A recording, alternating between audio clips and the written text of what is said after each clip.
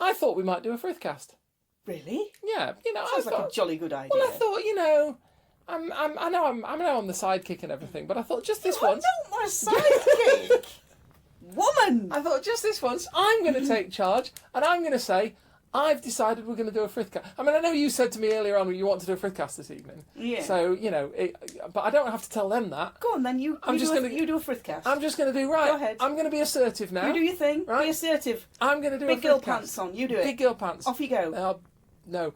Anyway, you've put me off now with talk of pants. God, if that's all it takes. Didn't even mention Tessa Thompson. No. Are you going to get on with this Frithcast or what? Not anymore, no. I would have done, but you mentioned Tessa Thompson. Oh, okay, fine. Shall I start us off? You start us off, because you can remember what episode number it is, and I can't. I know it's like 60 something. It is. Yeah, it is 60 something. 7? Not quite. 5? 3? No. Other way. 8? Yes! 68! 68. Awesome! Yeah. You ready? I am absolutely ready. I am champing at the bit. Lovely listeners, Kate is ready. I'm not ready. going to mention what she's doing to a bit, but welcome I'm champing at it. Frithcast episode 68.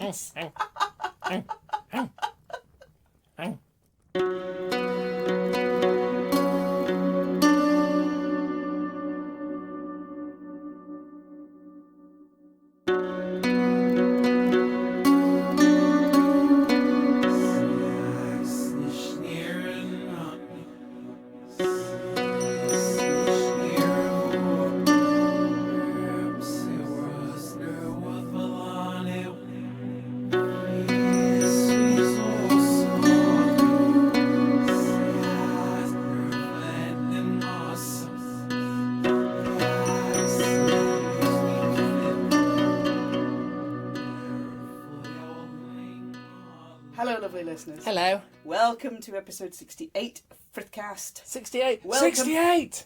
Around the virtual campfire. It still doesn't work. It stopped working about, 17, didn't it? Yeah, Oh, it did. never mind. Reoccurring joke that goes Bleh. flat. Welcome around the virtual campfire. Come on in, pull up a log, warm your knees. Grab coffee and or drink of choice. Welcome to the geekery and heathenry that is Frithcast. Hola, Commander, have a muffin. Hola, Commander, have a muffin. My shinies will tempt you. Are you looking for adventure? Yes. I bet my shinies will tempt you. That's an offer you really can't refuse, lovely listeners. Buckle up, buttercups. Come on in. Welcome to Frithcast episode 68. I'm Suzanne. I'm a heathen. Indeed. Yeah. And that's probably the shortest introduction I've ever heard you do. Thanks. I think. I mean, it's functional. It's Yeah. concise. That's what I was going for. Robust. Practical. Robust. Precise. Yeah. And something for the evening. Yes. One of those, short, practical, functional, introduction, hi, name, this is what I am, done. And a selection of the finest cutlery. I'm Kate. I'm not a heathen. See, mine was slightly longer because it was a negative. Yeah, got to put that in there. So I had to put the not in as well. Yeah, I got knotted. did not need to know that. Welcome to episode 68 of Frithcast. This one is a slight follow-on from episode 67. So where some of our episodes you can listen to out of sequence, this one is probably going to be best understood if you preface it with episode 67, where we started looking at the interactions between Vikings and Christians. That big clash of faiths that happens in the north and pretty much everywhere else. It's complicated. The conversion of Europe. The conversion of Northern Europe is Northern Europe. complicated. Mm. So for this session around the virtual campfire, I thought we'd have a look at one of the big figures involved in the conversion of Europe from its paganistic heathen beginnings-ish to Christianity. It's pagan status quo at Yes. the time. Yeah. Yep. It's pagan status quo at the time, with the 3-chord special all in there. And it conversion to Christianity, and we talked about top-down conversion and bottom-up conversion, and the fact that it doesn't happen overnight like a set of dominoes. It's complicated. So we're going to talk about one of the figures involved in that very complicated process. He's known as Ansgar with a G. Okay. Ansgar.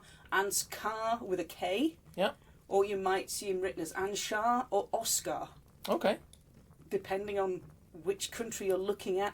He's a gentleman called Ansgar, now known as Saint Ansgar. Spoilers, sorry, you'll work it out. Don't worry, the journey is worth it. Okay. He's known as the Apostle for the North, or the Apostle in the North. All right. Again, bit of a spoiler for later on. Can I just throw in, just as an aside, when you say he's known as St Ansgar and Anskar, Yeah. it's quite interesting because it parallels Latin. Mm. Like when Julius Caesar was just sort of coming on the scene and so forth, but Yeah, all the way up until sort of sometime after that, I don't know when they started distinguishing actually. G and C were basically the same letter. Oh, okay. So when you have like Gaius, Julius Caesar, the G at the beginning of Gaius and the C at the beginning of Caesar were basically treated as the same letter. So you often find there are two names, like you find Gaius and you find Caius, and they're essentially the same root. And you have a name, I'm never sure whether you pronounce the G on it, but you have Cnaius or Gnaeus. Oh, I've seen that. Yeah. GN one, yes. That's right, and they are again the same. So I didn't know whether it was like a transcription thing. Maybe it it was might just be, you know. Yeah. It's comes from an era when they didn't have spell check. Yeah. And they had monks in monasteries very many miles apart writing things down the best they could. And drinking mead. And maybe drinking a little bit of mead. But we digress onto the mead, which is a very, very worthy subject. But Indeed. we're going to talk about Ansgar. Sure. Now, Ansgar reminds me of Zap Brannigan from Futurama. He does, and he does me as well, because every time you talk about it. Yeah.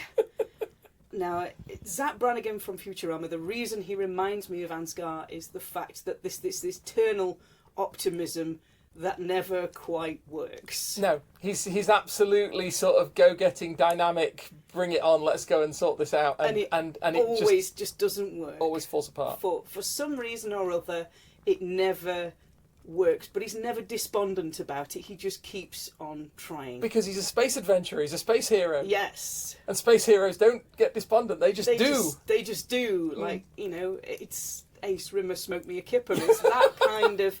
And he's very much that sort of unshakable belief that he's doing it, he will continue to do this thing. Yeah. And this thing that he's continuing to do is not conquer Leela and finally get her to go out with him. It's convert the entire of Northern Europe to Christianity. I'm not sure which is actually the more difficult task. I'm thinking Leela. I've seen those boots. It's going to give you a kick in. It's not going to be good. True enough. Yeah, so... He's either got to go into raging Northman territory, or he's got to try and convince Leela of the Valur. You'll know Zap Brannigan has a very long-suffering aide called Kif. He does. Who is just totally world-weary, has to write down everything that Zap's up to, and tries to keep up with these Mad Hatter schemes. Yeah, and he's the one that's sort of following along, rolling his eyes and trying to fix everything that Zap's made a mess of. Just going into... Well, in parallel to this, Ansgar also has a little helper running around after him called Rimbolt, who is just the most fabulous name. Rimbolt is basically... he's another monk, and he ends up following Ansgar and chronicling all of what he does. Yeah. This becomes important later. Now, I know last episode we started talking a little bit about Adam of Bremen and the fact that he saw the temple at Uppsala. Yes. And my little creaky, foggied out brain might have mentioned that Adam of Bremen was Ansgar's sidekick, his chronicler. And I'd like to put a correction in here. It's when I've gone and looked it up, Adam of Bremen is a little bit later on. He does see the temple at Uppsala, but it's Rimbolt that is Ansgar's chronicler and little Kif character that runs around after him trying to figure everything out. The primary sort of hanger-on. Rimbolt is the primary hanger-on. So, let us start with the life of Ansgar. Okay. So Ansgar is born in 801. So 801. He's kind of right bang smack when the Vikings are doing their Viking-y thing. Yeah. You get the birth of Ansgar. I always think because they started out in around about, was it 790? Something like that? 793, 794. No, it's 793, isn't it? Because I remember 793 because 793 BC is when Rome was founded. Oh, okay. Because the Roman dating system, well, the system that's subsequently used, it wasn't used by the Romans, but the AUC dating system, Urbe Condita, is fixed on that point. So it's the current year plus 793. Oh, okay. Okay. So Ansgar is born in 801. Mm-hmm. And he's born in France in 801. So he's educated in France. And he becomes a monk in a monastery in France. All right. So far, so good. Mm-hmm. Kind of educated dude doing his thing. And he's at a monastery called Corbie in France. Corbie. Not to be confused with Corby, Corby, which is a place in Northamptonshire. In Northamptonshire. Yeah, no, not that Corbie. The Okay. other Corbie, the one in France.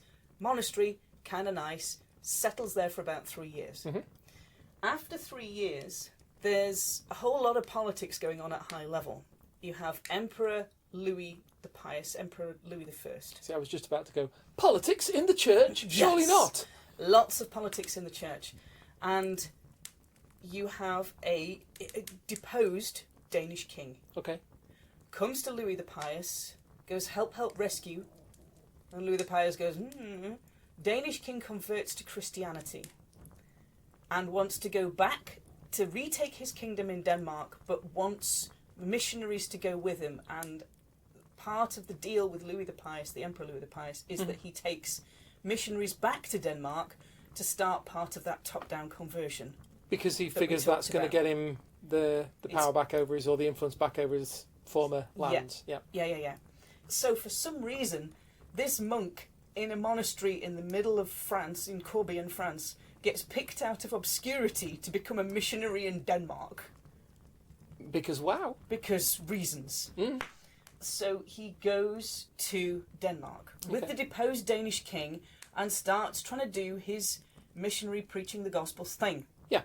It doesn't really work. Right. Doesn't really stick. Does it? It fails pointily? Mostly, yeah. It kind of results in a lot of confusion and there's not a lot of headway made. Okay. Ansgar is basically undetermined. Undeterred? Sorry, the other one. Yeah, undeterred. Undeterred. Ansgar is basically undeterred. So when the Swedish kings ask for Christian ministries, Yeah. a few years later, he gets sent to Sweden. Okay. Now, you've got to imagine that this is like it's 8:30 something. Yeah. To get to Sweden from Denmark means you're going to have to travel there on foot, by boat. It's not like it is nowadays. You're travelling either on foot or you're travelling by horse at the fastest. You're going to have to cross the Skagerrak. Yeah, that too. Big pair of stilts. Indeed. Monk on stilts. Do the thing. I don't know whether I pronounced that right. I just love that name. The channel between Denmark and Sweden. Yeah. Sweden, Norway. I don't know. I can't remember whether he actually goes back to France before he's sent out to Sweden or he just gets sent straight from Denmark to Sweden. I can't remember. But he goes through all sorts of hardships between Denmark and Sweden. Okay. Including getting splundoolied by pirates. Ooh. Now he has got assistant number 1 at this point. Right. And this is where assistant number 1 cops for it. Oh dear. In the pirate attack. So he did have an assistant and books and all his robes and everything else to go to the King of Sweden and start doing one of these top-down conversions. Yeah. What he ended up doing was just arriving soaking wet through with no assistant, no books, no clothes, no robes, no accoutrements, no nothing, because the pirates have nicked it all. And he's it. He's the only one left out of this wee little mission north to Sweden. This is not good. He's the only one that survives the whole thing. This is not a good start. But when he gets to the court of King Bjorn, he's received quite cordially and starts about doing his, being a missionary thing. Yeah. Bit difficult without a book. But Yeah, I mean, he knows it. Yeah, I'm guessing he makes ways around it. Less than 2 years after he gets sent to Sweden, he gets recalled to his monastery, Okay. which is in France. Gets a wee telegram, "Dear Ansgar, come home to the monastery, tar. Put the meatballs down, make your way back through all the pirates and the hardships and up the mountain, down the mountain, through the lake, round the lake, in the woods, out the woods, down the swamp, over the hills, go home. Love, monastery people." Stop. Yeah. You said it was a telegram, so I know... It has a stop in it. I know telegrams always have to finish with stop. Yes. Stop missioning. Stop. Stop missioning, stop. Love you lot, stop. Love Abbott, stop. Yeah. Yeah. Come home. So he gets recalled. Abbott says come home. Yes. Yes, he does. Very good. Sorry. So, he gets recalled back and he's invested to become the Abbot of New Corby. I have no idea what happens to the old Corby or just Corby, Okay. but he becomes the Abbot of New Corby. Very posh. On the back of 2 years of Swedish missionary work. damp northern missionary work. Yes, Okay. damp northern missionary. Less than 2 years. Less than 2 years. Of Okay. damp northern fair missionary enough. work. And also because he's a total invulnerable, he's not been stabbed, shot, poisoned or otherwise I suppose- living among the Northmen. I suppose there is something to be said for that. Yeah. He's also made the Bishop of Hamburg. Wow. It's pretty big. That is big. Now, so he's got an Abbot of New Corby and also a bishopric, which is a fairly big piece of territory for him to do his thing Yeah. with. But he's still, he's got more adventuring up in the north to do yet. He's Okay. still got a bit more to go. He's got a hankering. He's got, well, he doesn't, but he gets given a hankering, Oh, if fair that enough. makes sense. Yeah. There's a character who's also around at the time called a Pope. Maybe familiar to some of you. Wait. A character called the Pope. Yes. Right. Okay. There's a character called the Pope, lives in a nice big wee house. He's been going on a long time, hasn't he? Just a bit. Because he's still around now. He is. Dread Pirate Roberts, but religious. Okay. So, the Pope. And Ansgar goes to go see the Pope in his wee nice little house. Yep. Nice Roman countryside, doing his thing, having a bit of a suntan. His little Vatican thing. His wee little Vatican thing. Yeah. Now you've got to imagine the distance between his see in Hamburg, the sea, S-E-E-C, not the sea of Hamburg. His the other religious sea. territory, yeah. His religious territory in Hamburg and Rome. That's like, That's, I don't know, better part of 600 miles. it's like an hour's flight. Yeah. So that's a fair bit. If you're going to go see somebody from Hamburg to Rome, it's a fair bit of a distance to travel on foot and or horse, however he was doing it.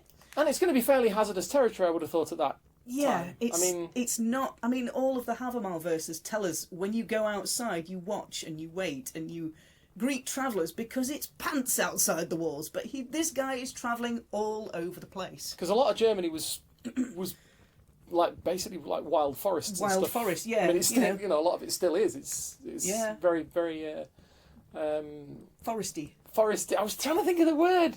Arboreal. I don't know. There's a word anyway. Foresty. Foresty. Yeah, very very foresty. foresty. Very foresty terrain. So the Pope makes him, now get this, you'll like this word, he makes him the legate for the Scandinavian mission. Legate, yeah. Legate, yeah. That's a good word. That's a good Roman word. Good, that. solid Roman word. Makes him the legate for the Scandinavian mission. So he basically says, all of that wild stuff up north, Yeah. you're responsible for that now. The legate is the officer in charge of a legion. Yes. So he's now got no legion. Mm-hmm. He has no helpers because his last one was splunderly by pirates. Yeah. He's got him, and the Pope's going, go, child, go and do the thing. Go into the Northmen, make that whole North End Christian. I'll hear back from you next week, yeah? Yeah. Yeah. Piece of cake. Yeah, no. Not quite. And he also, to sweeten the deal, gives him an abbey as a base. Turnholt Abbey. Okay. Very nice. Basically means that he's got an income because the abbey is collecting taxes in. Tides and Tides, stuff, taxes. It can produce wealth, which means he's then got movable wealth to go and hire monks, to get books copied, to get chalices, equipment, to take them up north, to have the resources and the logistics to do what he needs to do in the north of Europe. The Pope also gives him the official title Apostle in the North, or Apostle of the North. Oh, that's an official thing? That's an official Okay. thing. You know, here is an abbey, here is a title, go convert all those horrible Northmen heathens who are horrible Northmen heathens. Because I can't remember whether... I mean, you told me, and I can't remember whether it was in the last episode or just in, you know, because we talk to each other, you know, most days anyway. Yeah, every now and again. Every now and again. Stick them to the fridge. Even when we're not recording, we still talk to each other. We do. And I remember you telling me that disciple, as in Jesus' disciples, were people who stay there and follow and learn from the person that, or whatever. Yes. Whereas an apostle is somebody who goes out. He's sent out. And I've no doubt there's probably a Latinate root to the words, but I don't know it. So the apostle is one who goes out to spread the word, whereas the disciple is the one who stays at home to learn the word. Yeah. Took me a very long time to figure out that there was a difference between disciple and apostle. I didn't know until you told me that. Took me quite a while to get my head around that difference. But he's called the Apostle of the North. Okay. The one who is sent out into the North. Pope says, here's a nice shiny title. Here is an abbey. Oh, by the way, you're still the bishop. Here is an abbey. Off you go. Now I think on the embassy of Vatican City, or the Holy See, the Vatican City State, the embassy of the Vatican City State in London is called the Apostolic Nunciature or something. The what? Yeah, it's like because of the nature of the Vatican City State, it doesn't have an ambassador in the way that a lot of secular states do, or a lot of the established sort of nation states do. Nunciature? I don't know. Because from enunciation, from the speaking and all that kind of thing. But that's just now because you were talking about apostles, it reminded me that's what. So presumably that's why it's the same usage of the word, because it's somebody who goes out from the Vatican City State and somebody who is out from the Vatican speaks the word of the Vatican in other places. Makes sense. Okay. Carry on. Sorry.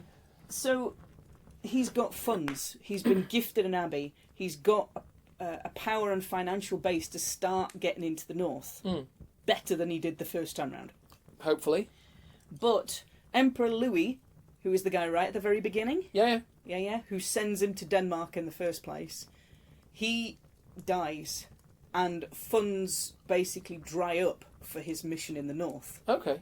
And then it goes a really bit Pete Tong.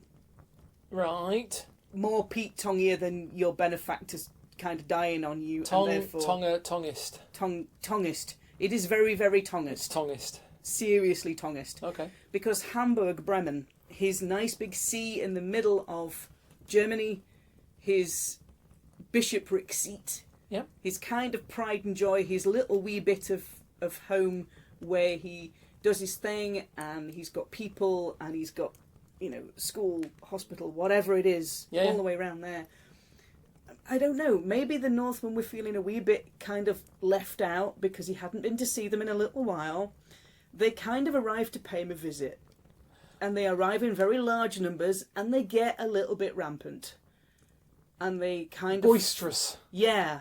A little bit kind of, maybe they let loose a bit too much. Anyway, kind of come the morning after, they kind of wake up from drunken slumber, and Hamburg is rubble.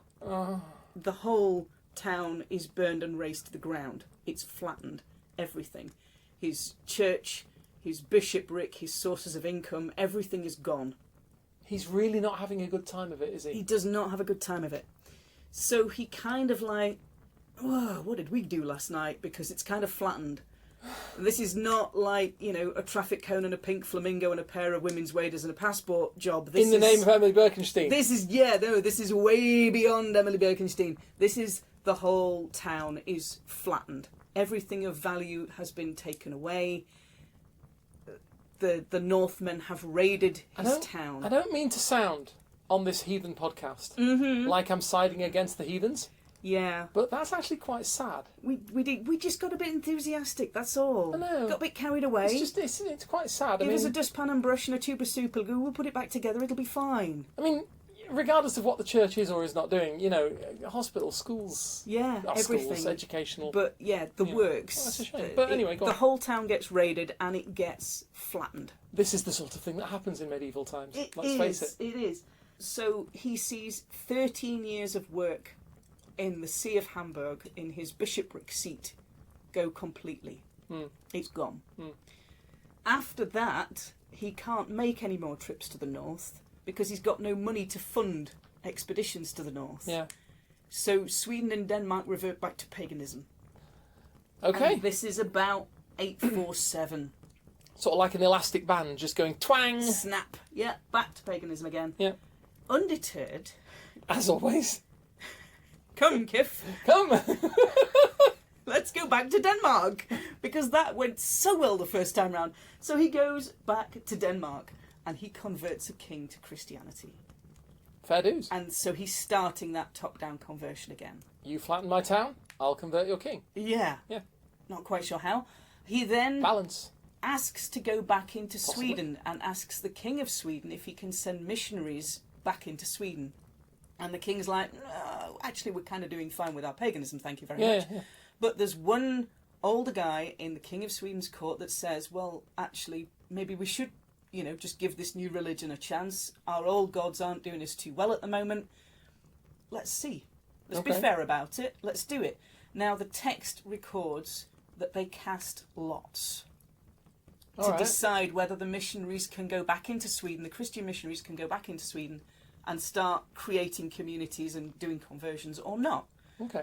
Now, I'm not wholly sure whether to cast lots means to vote, Right. Yeah. whether it's voting within the court, whether it's voting across the kingdom, whether it's the fact that they have an oracle there and they cast runes, Mhm. they cast some other kind of lot.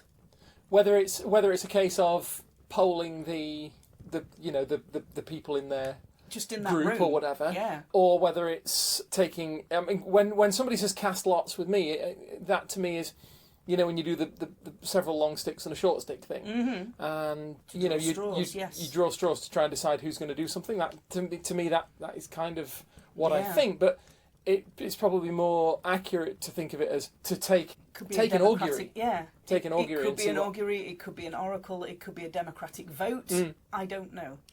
But it says they cast lots, and the result of that meant that the missionaries were allowed to go back into Sweden and start doing their thing. Okay.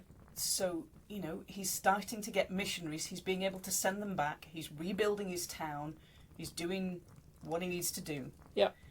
And in February 865, so he's 64 years old, Okay. he's travelled to Rome, he's travelled to Sweden, he's travelled to Denmark, he's gone from France, he's gone into Germany, he's pretty much gone everywhere. He's pretty much covered mainland all Europe, over hasn't he? the place. Yeah. He dies peacefully at Bremen. He didn't come to Britain, He did not come to Britain. but then it's outside the Schengen area. It would have been all sorts of paperwork and Yeah. all that stuff. Just doesn't photograph very well for his passport. That's all I'm saying. It's not a good look for him. It's that whole kind of halo aura thing. It doesn't work well on cameras. After he dies, the missionaries in Sweden have a much tougher time of it, and Sweden reverts to paganism again. Again. Yeah. Again. So it doesn't quite stick. They're resilient. Paganism is resilient. Paganism is resilient. That's why I said, Switzerland? What's this is- Switzerland got to do with I anything? don't know. This is why I was saying that the conversion between paganism and Christianity, the religions coexist alongside each other and areas go backwards and forwards. This is all the influence of one man. Yeah, There are thousands of people living in Europe at this time. yeah. So you can imagine that the situation at a local level, at a royal court level, you can imagine you've got neighbours of other religions that Yeah. are just intermingling all over the place. Not to mention Everything you're going is to have complicated. Not to mention you're going to have several. You're going to have quite a lot of people doing what he's doing. Yeah. That we haven't had such detailed records left Yeah. for us, or what have you. I mean, but we can infer that there are other people doing the same thing in different areas. So, but this is what's always troubled me, and this is opinion, I grant, but this is what's always troubled me a little bit about the sort of standard modern pagan viewpoint, which is that Christianity was enforced in Europe. It was imposed on Europe by Yeah. the sword. There And are some areas there's where it certainly was. obviously Yeah. elements of that, especially in later. But it seems Charlemagne and Saxons, cough. yeah. But it seems to me to be more the case that the enforcement by the sword comes after Christianity has been adopted. in a lot of cases. It seems to be more sort of, this is how we're going to enforce the continuation of it, or enforce specific interpretations of it, or what have you. Whereas actually a lot of the initial conversion seems to have been more, whether it's sort of top down or bottom up or whatever, but it seems to have been more kind of, this seems like a good idea, let's give this a try. Or even, at the most basic level, it'll be a case of, this will give us an advantage of some sort, maybe a political advantage, or this will buy us allies or whatever. But it seems to be more a case of the initial uptake seems to have been much more sort of. It's very fluid. Yeah, let's put it that way. Yeah, kind of, but much more sort of voluntary than I think a lot of modern pagan culture seems to sort of assume. This is essentially, these countries are going from Christianity to paganism to Christianity to paganism to Christianity to paganism. In 30 years, they're swapping from one to the other, and it's recorded down. Rimbold, his long-suffering aide, who basically, I've got an image of him trailing after this guy who's going, yes, I think we'll go back to that horrible northern place full of big spiky people again. Constantly going like, yes, your grace. Okay, fine, let's do it. Let me just go and pack the cold remedies and some extra socks, and I'm with you, and we're gone. He writes down, Rimbold writes down everything about Ansgar in a book that he very cleverly and cunningly calls The Life of Ansgar, the Vita Ansgari. Okay. In Latin. It's a fair title. It is a fair title. And he writes everything down. Mm-hmm. And you might think this poor guy is just destined to stay a monkish pleb forever and ever and ever, because he's had to sit in the shadow of this guy zooming about all over the place. Yeah. But he actually becomes a bishop in his own right. And after Ansgar dies, he becomes the Bishop of Hamburg-Bremen. Good. After Ansgar does. Good. Now, I'm glad he does all right for himself. He does do all right for himself. Now, the reason that we know about the life of Ansgar is that we have copies of it. Okay. But we have copies of it that date to the 10th century. Now, Ansgar is like 801. Wait, I was going to say, that's like 100 years later. At least. So, if you go and read the life of Ansgar, and you're thinking, oh, well, this has got to be a contemporary document, because he's describing what Ansgar is doing, day-to-day things. Yeah. Keep in mind that the oldest copy we have is 10th century. We have a handful of copies of things that are later than that, but the oldest one we have is 10th century. Do you know that? I sometimes have to just stop and remind myself of the timescales involved here. I mean, 10th century. Yeah. Even to think about Christopher Columbus. Mm-hmm. You're going on another 400 or 500 years from there. Yeah. I'm sorry. It just trying to get the timescales in your head. Yeah, just saying that it just makes me. It's like the thing about, again, quick diversion, but it's like the thing that I always just absolutely blows my mind is, imagine Cleopatra and Caesar in Egypt. They're on, imagine them on Cleopatra's barge on the Nile, doing their thing, and they're sailing down the Nile. They're doing their sort of negotiating and whatever it is they're about. Or negotiating. Negotiating is what we call it in polite circles. Commas, yeah, okay, fine. A right good negotiation. Thank you. And they look at the pyramids, and the pyramids were as far back in their past as they are in ours. Whoa. Yeah, doesn't it? Ooh. Yeah. Maybe even older. But the point is, it makes you realise just how distributed in time things actually are, and it's... Well, yeah, the scaling is...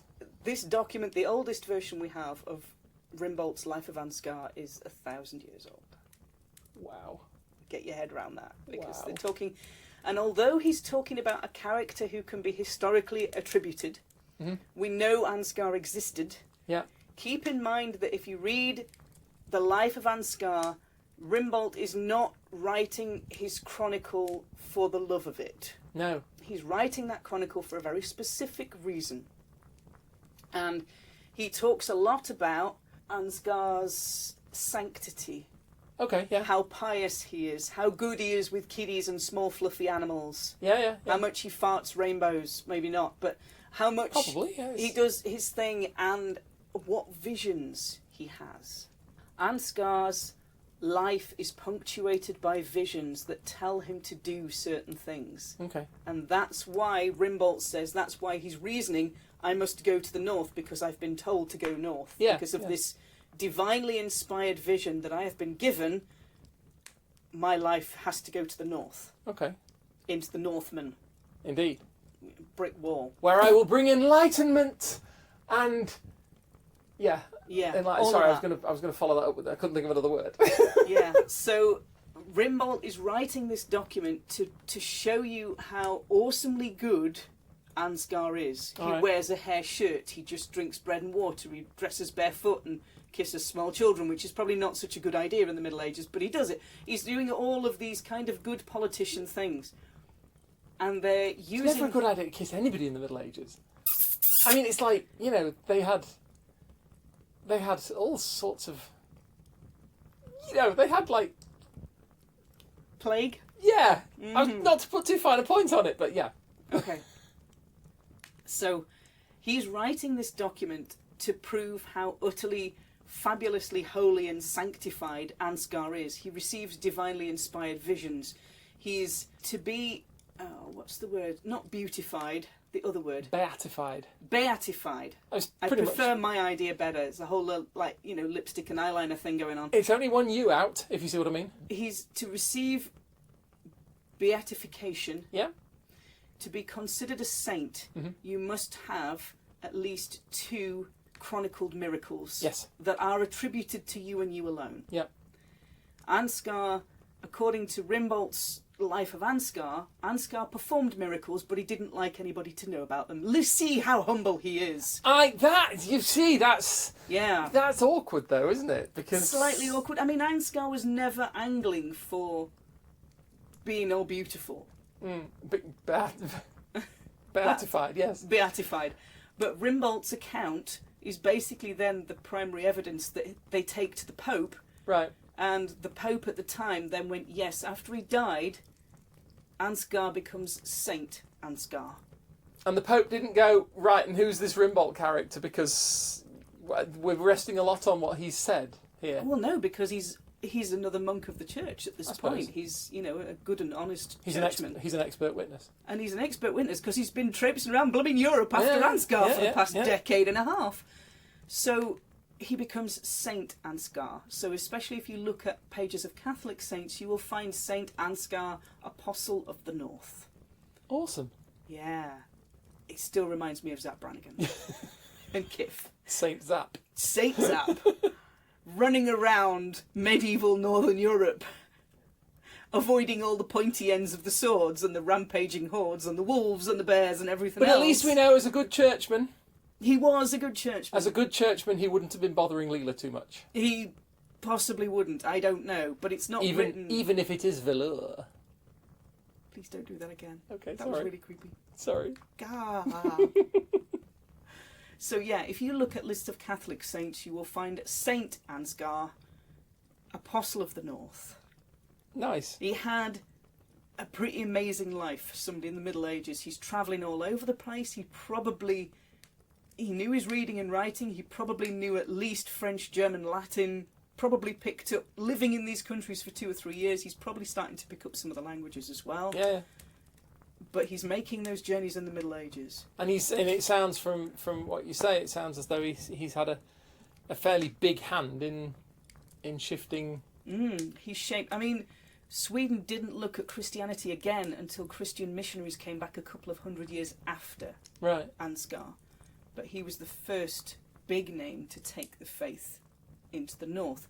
And I like his story because it shows how utterly complex the whole period is. Yeah, and this is the thing that sort of strikes me. Like I was saying earlier, it's easy to fall into this pattern of thinking, right, and then Christianity happened and paganism went away. Yeah, somebody turned off the light and you went from one faith to the other overnight. But you've still got... I mean, the church and state at this time in Europe are incredibly intertwined, so they're heavily into state politics. So separating church and state doesn't really fully happen in Britain until about Henry VIII, so the 15th century. Henry, the last bits of those vestiges of state power split from the state and are given to the church, rather. Yeah. But here you've got political power plays being based on faith. And he's trying to go in to do these top-down conversions, and they are not taking. No. You know, even when he's they'll converted settle in king, for a little while. Yeah, and then they'll just fade out. Yeah. Or, you know, after he dies, the whole country reverts back to paganism for another couple of 100 years before before Christian ministries come back into it again. So the whole process is hugely complicated, and his is one life out of thousands that are going on at the time, all the way across Europe. I like his life because it shows what can be achieved in 60 years. Yeah. What you can do, and what is then recorded about you, and how it's recorded, and what is done after you've died. If you are enough of a believer. And I say that carefully. I'm not talking necessarily about, you know, this is not, I mean, I'm not a Christian person. This is not about, you know, if you have faith in the Lord or whatever, but if you believe in what you are doing. He totally did. He had, you know, in theory, he had divine visions. Yeah. He was sent places. And I mean, it may well be that he genuinely believed that he had that that inspiration or whatever from on high, or however he saw it. Well, his chronicler was embellishing things as to the reason why they had to tramp 1,000 miles up the blooming country to go see a king somewhere else. So I like his example of a life is one that helps me understand the relationships between heathenism, the native paganism at the time in Northern Europe, and the incoming Christianity, which is still finding its feet as a faith, and is very, very heavily intertwined with the European politics of the time. Yeah. And trying to balance all of those levels, you've got this one life doing all of those things. And this one chronicler trailing after him with a bucket full of paper, going, hang on a minute, what have you just done? Right, write that down. What have you just said? Write that down. I didn't see what he said. Never mind, I'll put something in that sounds good. Yeah. So it's, I don't know, it's this kind of amazing thing. Sorry, Rimbolt, I'm being terribly unfair to you there. But yeah, it's a very, I don't know, that one life, the life of Ansgar, kind of illuminates for me how complex this whole process is of converting Europe from one religion to another in a place where you have kings. Yeah. And you have 100 different kings, some of which are recognised, some of which are exiled, some of which are at war with other kings. So if you convert one, then the other one won't convert because that's the religion of his enemy. Yeah. But he's fallen in love with his daughter, so therefore they can do a marriage pact, but that means she's got to bring a monk and an abbot with her, and then you've got to convert. And it's all so complicated. Very, very complicated indeed. So, lovely listeners, we are going to leave you around the virtual campfire with a head full of complication. And I'm going to go have a coffee and a bun. I don't blame you. So, if you would like to find us online, you can find me. My name's Suzanne Martin. I am on Facebook as Suzanne Martin, or I'm on Twitter at Geetha in Jeans. And if you want to find me, probably the best way to do it is through you. Yeah. Again, come and say hi, throw us a friend request. We love talking shop. Yeah. We're not going to tell you how to heathen because nobody can tell you how to heathen. You just haven't said it in ages, have you? I knew to get it in this time. I haven't said it. Can't tell you how to heathen. No. But we can say, have a look at this, this and this and find your own way through it. And I especially can't tell you how to heathen because I don't know how to heathen. You can tell us how to coffee though. I can tell you how to coffee, that's certainly true. That's good. But yeah, if you want to, you know, I'm always happy to talk to folk, as I say. I have to sort of defer to you to be the contact point, that's all. That's all good. So come and find us if you want to have a natter, you want to have a chat, you just want to hang out with a mad heathen and a coffee-powered druid, all good. We're right on the end of a direct message or a Facebook message or whatever. Yeah. It's all good. Lovely listeners, we're going to leave you with those thoughts and we will talk to you all next time for episode 69. 69. Wow. I know. Alrighty. See you next time. Bye-bye. Bye-bye.